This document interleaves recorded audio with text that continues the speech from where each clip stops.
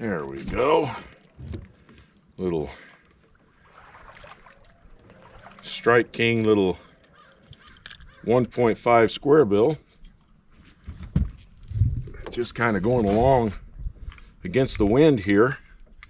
Seems to be a pretty good idea with all this wind. I like a little bit of wind in these little square bills right here. 12-pound test line.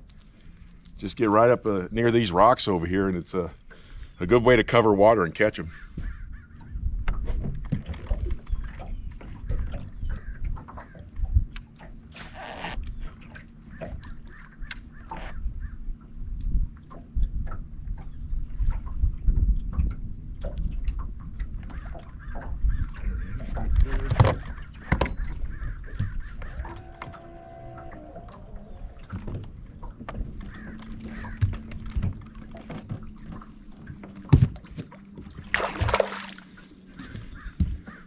Running the rocks with a square bill could be a great way to get them.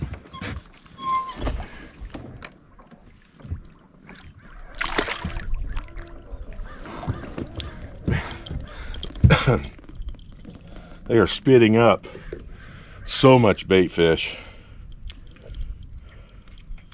This guy wasn't going anywhere. Wound up getting him pretty good. Only have one hook in him, but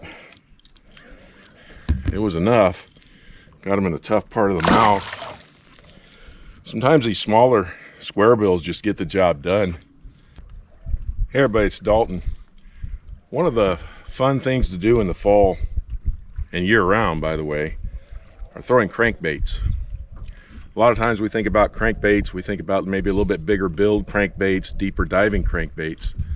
But shallow water crankbaiting can be just as effective. So what I do is I look for areas like this where there's steep banks, rocks, rocky points.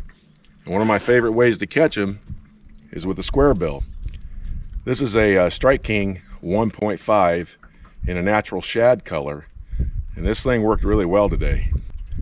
So all I did basically was just kept going down the bank, these steep banks, just chucking and winding. No special retrieve, just chuck it out, slowly wind it back, keep my trolling motor on high, not super high, but high enough, and just run right down these banks and get as many bites as I could, and it wound up being a lot of fun.